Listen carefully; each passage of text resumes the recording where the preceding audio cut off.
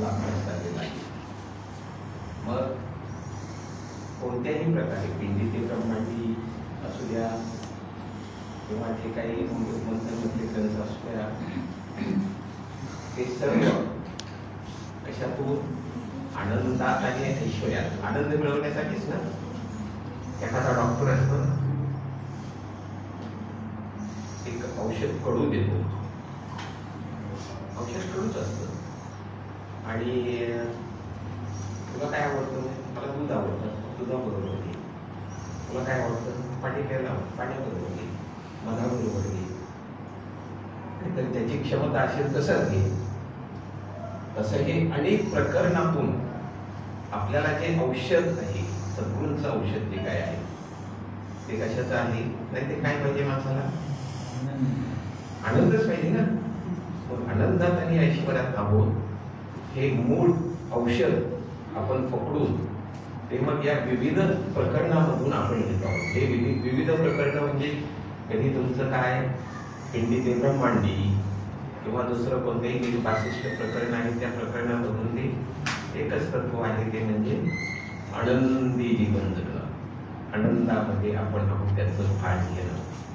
खूप छान संगीत जीवन म्हणजे आपली एका कशावर एका उंच पातळीवर गेलेली आहे. आता स्वर, ताल आणि आमचे अण्णासारखे, पांडुरंग पाटील सारखे हे आहेत ना, गोड आवाज असणारी अशी सगळी मंडळी जी काही संगीत जीवन विद्येमध्ये आहेत, आणि ते संगीत जीवन मध्ये अशी काही प्रगती नाही. त्यांनाही वाटलं ना सर्वांना काय कानाला मधुर वाटत होतं, तबला पण आणि त्यामुळे खूप छान. आणि आता मागच्या वेळेस खूप छान संकीर्तन झालं. काय कोणतं वय नाही गेलं, मी पाहत होतो त्यांच्याकडे, तिथे घेतलेलं आहे पांडुरंगा धाव माझा कंठ आता सुखला. ती म्हणत असताना बापरे, अशा धाव आता कशाला म्हणताय तुम्ही? तोच तुमच्या ठिकाणी डान्स करतो आहे का नाही? धाव आता कंठ माझा सुखल हे म्हणत असताना त्यांच्या ठिकाणी तो पांडुरंग जागृत झालेला आहे आणि तोच तिथे नाचत आहे, हो की नाही? आणि असं हे पाहत असताना आमच्या रुक्मिणी इकडून कौतुकाने बघत काय नामसंकीर्तन म्हणताय नाही का? म्हणजे तुमच्या देहामध्ये तो पांडुरंग जागा झाला आणि डान्स करत होता. नाचू कीर्तनाची रंगी ज्ञान दीप लावू दही, नाही का? म्हणून हे आतून डान्स होणं म्हणजे खूप महत्वाचं असतं. लक्षात घ्या, तेव्हा संगीत जीवन आहे, मग कोणतंही संगीत असू द्या, लावणी असू द्या, झिंझिक झिंझिक झिंझिक जिगाट असू द्या, संगीत कोणतेही असू द्या, आतला तुमचा नाद आणि तो पांडुरंग आतल्या आतच जर नाचायला लागला नसा, बस तिथेच देवाची प्राप्ती आहे. मग ते झिंझिक जिगाट ते वेगळं आहे आणि नाचू कीर्तन अभंग हे वेगळे, असा काही प्रकार नाही. फक्त बोधामध्ये तो काय आहे, बोधाच्या मार्गाने ज्यांना जायचं आहे त्यांना तो भक्ती संगीताचा मार्ग आहे. पण खऱ्या अर्थाने पांडुरंग आपल्या ठिकाणी जर ऍक्टिव्हेट व्हायचं असेल तर तो असा आतमध्ये काय करायला लागला पाहिजे, डान्स करायला लागला पाहिजे. आणि मग संगीतही सुटतं, भक्ती संगीतही सुटतं आणि निसर्गाचा जो काही ताल चाललेला आहे, लयबद्ध चाललेलं आहे सगळं, त्या लयीच्या ठिकाणी आपलं मन जागृत होतं. काही विनाकारण मग डान्स करायला लागतो, हो की नाही? असं नुसतं म्हणत एखादं गाणं आलं किंवा एखादा अनुभव आला तरी होतं ना कधी. आणि विशेष करून ज्यांना ते आवाज नाही आणि डान्स पण चांगला करता येत नाही, तर अशा मंडळींना बाथरूम अगदी व्यवस्थित असं खूप छान. आणि हे सद्गुरु सहवास एका उंच पातळीवर येऊन ठेवलेलं आहे. लक्षात घ्या, याचं भान घ्या इथे आल्यानंतर. इथे आल्यानंतर आत प्रवेश केल्यानंतर कसं आपल्याला एक प्रकारचं, मला तरी बाबा इथे आलं की पांडुरंगाच्या खुशीत आल्यासारखं वाटतं. कारण हे सगळे सद्गुरु सहवास, खऱ्या अर्थाने सद्गुरु सहवास. सद्गुरु सहवास म्हणजे हे नामसंकीर्तन जो काही विचार आहे त्या ज्ञानाचा सहवास इथे आपल्याला होतो आहे. म्हणून खूप खूप पाटील साहेब, खूप खूप धन्यवाद. गुरुपौर्णिमेचे दिवस आहेत आणि आपली सगळी चिंगळत चालली नाही का, आनंद लुटायचा आहे. गुरुपौर्णिमेच्या निमित्ताने खरंच आनंदाची दिवाळी आपल्याला साजरी करायची आहे आणि ती अजूनही 1 महिना आपल्याला स्कोप आहे. असो, विषय आपला पिंडी ते ब्रह्मांडी असा आहे. मला वाटतं मागच्या अभ्यासवर्गामध्ये सगळ्यांचं झालेलं आहे की माणसाच्या ठिकाणी जी काही चैतन्य शक्ती आहे आणि त्या चैतन्य शक्तीचे जे काही सर्व गुण आहेत ते सर्व गुण माणसाच्या ठिकाणी बीज रूपाने वास करतात. काय बीज रूपाने हे महत्वाचं. आता पृथ्वीवर किंवा जमिनीवर कितीतरी बीज पडतं.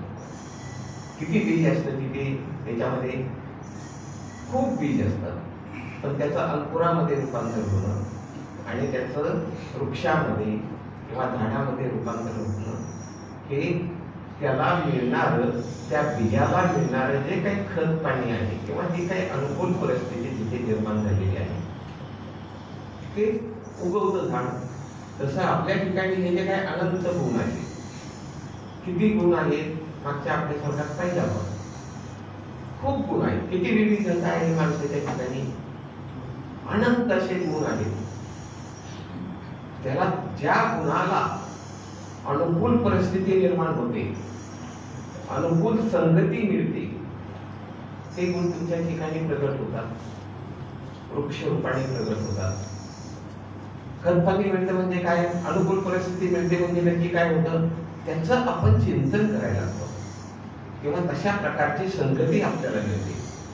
आणि संगती मिळाल्यानंतर आणि त्या प्रकारचे चिंतन केल्यानंतर ते बीज जो काही आतमध्ये आहे ते अंकुरलं जातं. मग ते चांगलं असेल किंवा वाईट असेल, इष्ट असेल किंवा अनिष्ट असेल, सर्व गुण म्हणजे सगळे गुण, इष्ट अनिष्ट सगळे, बरोबर. त्यामुळे कोणत्या गुणाला वाव द्यायचा, कोणतं बीज अंकुरलं गेलं पाहिजे हे मात्र माणसाच्या हातात आहे. म्हणून तोच आहे तुझे जीवनात बघा. म्हणून हे जे काही बीज रूपाने आपल्या ठिकाणी सर्व गुण आहेत, आता आपल्याच माणसाच्या ठिकाणी सद्गुरूंनी म्हटले की व्यक्ती तितक्या प्रकृती, म्हणजे एका माणसाच्या ठिकाणी एक ठराविक असा स्वभाव असतो. पण मी तर त्याच्या पुढेही पाऊल टाकून असं म्हणेल की एकच व्यक्ती अनेक गुण आहे. नवरा बायकोचं जरा उदाहरण घ्या. नवरा किंवा बायको, नवरा कधी खूप प्रेम करतो, खूप चांगला वागतो, किंवा बायको कधी खूप छानपैकी गोड बोलते, खूप हसून बघते, खूप आपल्याला प्रेम देते वगैरे, आणि कधी कधी आपल्याला ती खूप अगदी देवी वाटते. पण एखाद्या दिवशी, मी म्हणत नाही बघू कैलाशी वाटते, नवऱ्यामध्ये एखाद्या दिवशी देव वाटतो, एखाद्या दिवशी राक्षस वाटतो. का बरं? ते गुण प्रगट झाले. म्हणजे व्यक्ती तितक्या प्रकृती जरी असलं तरी ह्या माणसाच्या ठिकाणी अनेक जे काही गुण आहेत ना, ते त्या संस्काराप्रमाणे आणि त्या परिस्थितीप्रमाणे खूप छानपैकी कामावर गेलात आणि खूप तिथे आनंद घेतला. आनंद घेतल्यानंतर आनंदात घरी आला. घरी आल्यानंतर सगळ्या मुलांना हे घेतलं, झालं, प्रेमाचा गुण तिथे विकसित झाला.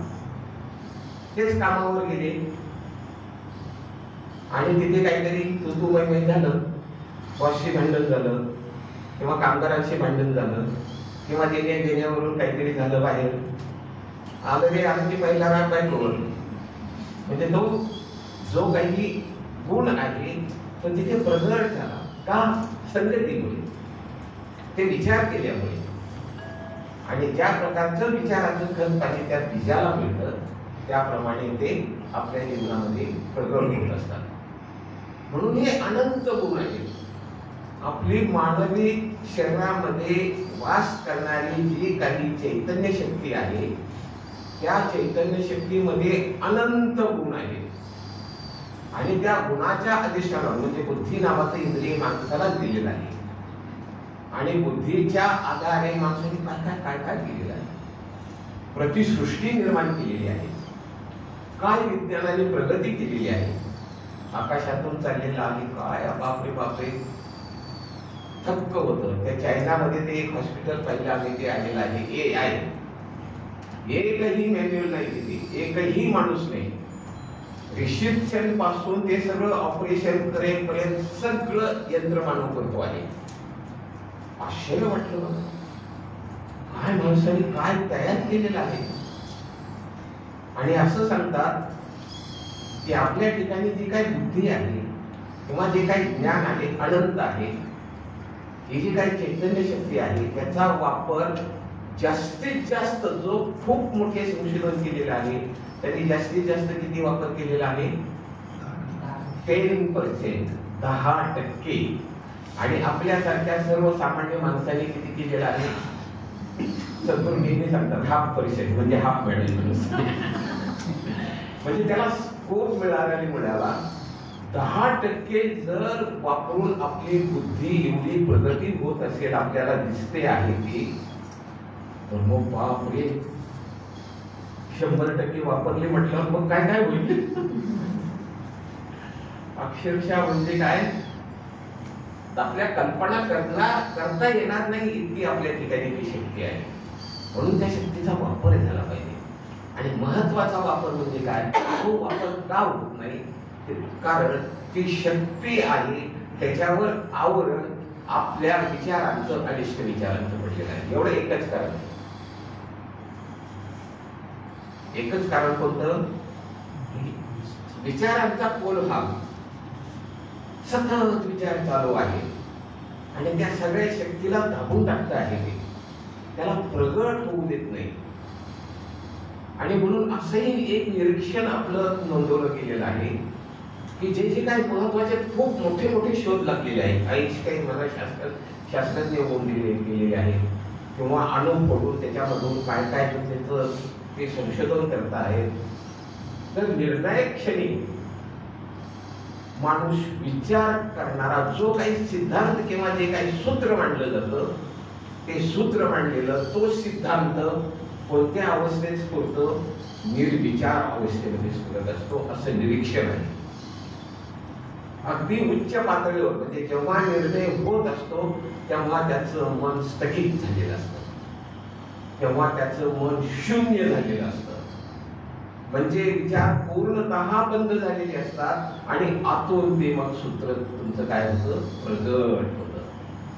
आणि म्हणून सद्गुरूंच्या ठिकाणी पण जेव्हा विचार बंद झाले तेव्हा ही सगळी जीवनविद्या प्रगट झालेली आहे. जास्त कोलाहल असेल जास्त विचारांची साखळी सतत चाललेली असेल विचारांनी आपलं लोक बंधनलं असेल तर असे महान शोधाने असं काही जीवनविद्या निर्माण होणं शक्य नाही. म्हणून आपल्या ठिकाणी असणारी आता आपण पण जरा थोडस हे करूया काय प्रयत्न करू ना. प्रयत्न करायला काय हरकत आहे. आपल्यामध्ये प्रगती किंवा तुम्हाला एखादा निर्णय घ्यायचा आहे त्या निर्णय घेताना काय करा म्हणतात सद्गुरू त्याच्यावर अगोदर चिंतन करा. जसं ते सायंटिस्ट करतात ना त्याचा अभ्यास करतात सगळं त्याच्यावर चिंतन करा आणि चिंतन केल्यानंतर तुम्ही छान पैकी डोळे झाका. डोळे झाकल्यानंतर आपण जी साधना सांगितलेली आहे की काय गडबड आहे कोणता विचार चाललेला आहे त्याच्याकडे पहा. त्या विचाराकडे पाहिलं की तो विरून जातो आणि विरून गेल्यानंतर आपण फक्त एकच करायचं की त्या विचाराची वाट पाहिजे. आणि बराच वेळ वाट पाहून आपण थकून जातो. विचार येतच नाही. बरोबर येते का जे साधना करतात त्यांच्या हे अनुभूतीला येईल काय कोणता विचार चाललेला आहे त्याला पहा ओके नाही काय गडबड आहे आणि मग तो विचार तात्काळ विरून जातोय. विरून गेला की एक साधारण शांततेची आणि अशी काही अनामिक अशी शांततेची एक पातळी निर्माण होते. बरं वाटतं, विचार बंद झाले की बरं वाटतं. बरं कधी वाटतं आपल्याला? खरं सांगा बघू, आनंद कधी होतो? विचार बंद झाल्यावर. एक अनामिक अशी परिमाणाच्या खाली असणारी चैतन्य शक्तीची शांततेची पातळी आहे, जी काय एक अशी शांत पार्श्वभूमी आहे, ती आपल्याला अनुभवायला येते.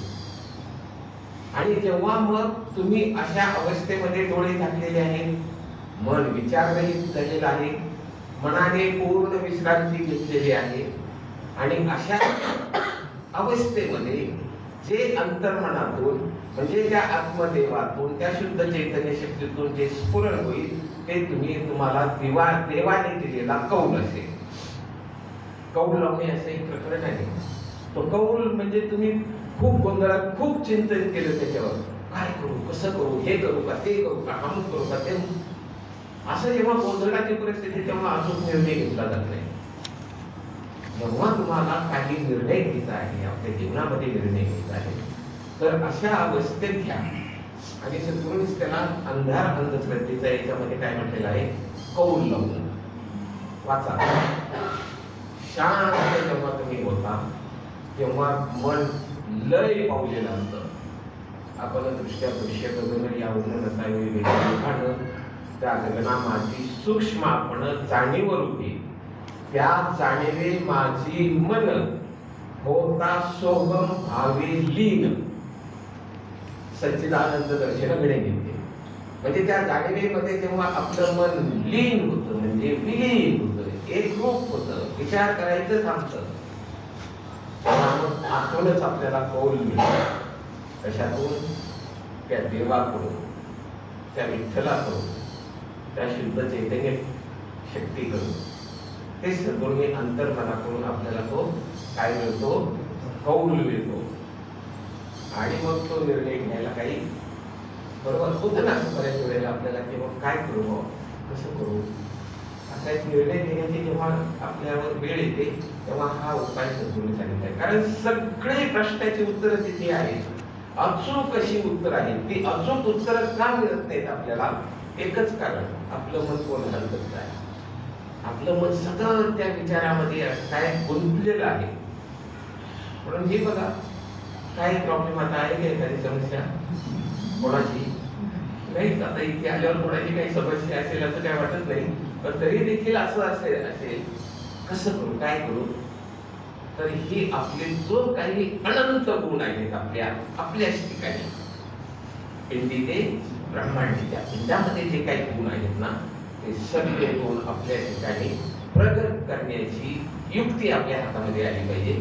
आणि ती युक्ती येण्याकरता एकच, विचाराची काय तीव्रता कमी करणं, संथ करणं. बरोबर? मग आपल्याला व्हायचं ना, सायंटिस्ट व्हायचं, काय व्हायचं? हे मी वाचलं होतं, पेपर मध्ये कधीतरी आलं होतं, आणि तिथे वाचलं तर मी पण आश्चर्यचकित झालो की खरंच जे काही आज चैतन्य शक्ती जी काय आहे ना, निर्णायक क्षणी म्हणजे जेव्हा शोध लागतो एखादा, अगोदर चिंतन केलेलं असतं त्याच्यावर, पण खाली का पडलं, किंवा आर्किमिडीज आता काय म्हणतो आहे, रेखा हिरोट्या म्हणून तसा टॉवेल वरून गणित वरून धावतो आहे रस्त्याने, अशी त्याची अवस्था होते. आणि हे सूत्र, फायनल सूत्र केव्हा मिळतं, जेव्हा तुमचे विचार बंद झालेले असतात तेव्हा. बरोबर? म्हणून आपल्या ठिकाणी हे सर्व गुण आहे. तुम्हाला पाहिजे तो गुण तुम्हाला प्रगट करता येतो, पाहिजे तो, फक्त त्याला ते खत पाहिजे, त्याचं चिंतन मिळालं पाहिजे, ते विचार मिळाले, तशी संगत मिळाली पाहिजे, तशी परिस्थिती निर्माण आपल्याला करता आली पाहिजे. दादा पण म्हणतात किंवा आयुष्यात आणि आमच्या कोणत्याही नातेवाईकांना असं वाटलं नव्हतं की मी बोलू शकेल, इतका मी अबोल होतो. बरोबर ना? आणि आता एखाद्या वक्त्याला अगदी पूर्णपणे लागलेलं असं त्यांचं वक्तृत्व झालेलं आहे. तसंच आपलं पण तिथे तुम्हाला वाटलं होतं कधी की खेती बाजरी नाही, हे सगळे गुण तिथे प्रगट होतात जेव्हा त्याला अनुकूल परिस्थिती निर्माण होते, तेव्हा त्याला तसे संस्कार घडतात आणि त्याला बीज रूपाने फुलण्याकरता अनुकूल परिस्थिती म्हणजे ते विचार तुमच्या मनामध्ये, बरोबर. म्हणून स्वतःला कधीही कमी समजू नका, कारण आपल्या आतमध्ये विठ्ठल आहे, परमेश्वर आहे, देव आहे. देव काय कमी गमत, फक्त तिथे अहंकाराचा नाही, मी परमेश्वर आहे, मी ईश्वर आहे, मग समोर तर माणूस पण ईश्वर आहे, हो की नाही? मग अहंकार मिळेल. प्रत्येकाच्या याच्यामध्ये तोच आहे. म्हणून ही चैतन्याची पिंडी ते ब्रह्मांडी कोणता तुम्हाला गुण विकसित करायचा आहे त्याप्रमाणे त्याला खत पाणी द्या. ओके, अशा प्रकारे आपलं हे पिंडी ते ब्रह्मांडी. अजून काय याच्यामध्ये प्रश्न? खरं वाटतंय का सर्वांना जे काही ग्रंथ लिहिलेला आहे त्याचं काय इथे आपण अभ्यास करतो आहोत? खूप चिंतन करून कधीही तुम्ही सक्सेस होऊ शकत नाही. हा, त्या एकाच गोष्टी करता अभ्यास करा. पण जेव्हा तुमच्या मनामध्ये असा गोंधळ चालू असतो तेव्हा तुम्ही अचूक निर्णय घेऊ शकत नाही, तुमचे प्रयत्न देखील अचूक दिशेने होत नाही. म्हणून आपल्या याचा गाभाच आहे काय? कोणतीही कृती, कोणतीही ऍक्टिव्हिटी जे काही तुम्ही करत आहात ती समाधानाच्या दृष्टीला. समाधानाचा दृष्टी म्हणजे विचाराचा कोलहाल बाजूला गेलेला आहे, अनामिक शांततेच्या अवस्थेमध्ये तुम्ही आहात आणि फक्त ते करणं उरलं आहे. फक्त तुम्ही ते करत आहात मन लावून, तल्लीन होऊन, आनंदाने. आणि अशा अवस्थेत जे काही तुम्ही कृती करता, जे काही काम करता ते यशाच्या अचूक दिशेने चाललेलं असतं. आणि हे आता तुम्हाला समजलं की इकडे भरभराट आपली म्हणून यश अगदी थोड्या श्रमामध्ये आपल्याला यश मिळणार, बरोबर ना? सतत समाधानी आनंदी राहा. कसे आहात? आनंदात ऐश्वर्य. काय छान आहे ना? आनंद शब्द उच्चारला नाही, उचला की तो जागृत झाला पाहिजे, विठ्ठल जागृत झाला पाहिजे. आणि कधी होतं? तल्लीन झाल्यानंतर. काय छान तल्लीन झाले होते, माईक पण इकडे तिकडे गेलं तरी छान नव्हतं त्यांना. ओके, नवीन नवीन खूप छान वाटतं. गाडी शिकताना ना पहिल्यांदा किती छान वाटतं ना, आणि यायला छानपैकी ड्रायव्हिंग करतात, मग तुझी स्थिर झालेला किती आनंद त्याच्यातून मिळतो. आणि आता यायला छानपैकी आता स्टेडिंग पण राहतात आलं. सायकल शिकताना किंवा अजून काही शिकत पहिल्यांदा स्वयंपाक करायला शिकताना नाही, भूल करायची पोळी म्हटल्यावर तिथे लक्ष द्यायला पाहिजे असतं. तुमचं मन तिथे उपस्थित राहतं, म्हणून त्याच्यातून आनंद मिळतो. पण एकदा ड्रायव्हिंग हे झालं की मग चालली आहे गाडी, मग इकडे गप्पा मारतोय, इकडे स्वयंपाक चाललेला आहे. पोळी म्हणजे बोलच येते आहे, पण काय होतं आहे लक्ष, त्यामुळे ते स्वयंपाकामधला त्या गाडीचा ड्रायव्हिंगचा आनंद मिळतो. ओके, असं हे आहे बाबा आपलं देह, आपलं शरीर आणि शरीरामध्ये वास करणारा हा देव सच्चिदानंद स्वरूप चैतन्य शक्ती निर्गुण निराकार, त्याच्यामध्ये आणखी सगळे गुण आहेत परमेश्वराचे, ते सगळे अशा ठिकाणी. ओके, ग्रंथामध्ये सद्गुरूंनी या निर्णय घेण्याच्या प्रक्रियेमध्ये जसा तुम्ही सांगितलं आता तसंच त्यांनी सांगितलं की तुम्हाला कोणताही महत्त्वाचा निर्णय घ्यायचा असेल तर त्याचं चिंतन अभ्यास आता करायचं. कुठे करताना तुम्ही ज्यावेळेला झोपायला त्यावेळेला त्या अवस्थेमध्ये तुम्ही त्याच्यावरचं चिंतन चालू ठेवा, तर तुम्हाला कदाचित दुसऱ्या दिवशी किंवा तिसऱ्या दिवशी तो निर्णय कोणता घ्यायचा हे तुमचं मन, अंतर्मन तुम्हाला बरोबर आहे. कारण काय होतं तेव्हा ते नेहमी पाहिजे नसतं. संयमन झोपेच्या अगोदर काय होतं की मन स्थगित हळूहळू स्थगित व्हायला लागतं, आणि जे विचार चाललेले आहेत आपले विचार त्या ठिकाणी ते जातात आणि तिथे गेल्यानंतर ते अंतर्मन बरोबर कॉस्मिक कॅल्क्युलेशन करून ते आपल्याला निर्णय देतात. बरोबर आहे. रात्री झोपताना एखादा जर प्रश्न, पण प्रश्नाचं चिंतन करत असताना कसं होणार, काय होणार, बापरे असा सुटेल का, तसा सुटेल का, त्या प्रश्नाचं चिंतन करायचं नाही. मग चिंतन कशाचं करायचं? लग्न होत नाही ना, हा मग लग्न जमलेलं आहे, छानपैकी सुंदरशी सून आलेली आहे, हो की नाही, दादा आलेले आहे, सद्गुरू आलेले आहे लग्नाला, छानपैकी आनंद, काय तो उत्सव चाललेला आहे, हे चिंतन करा.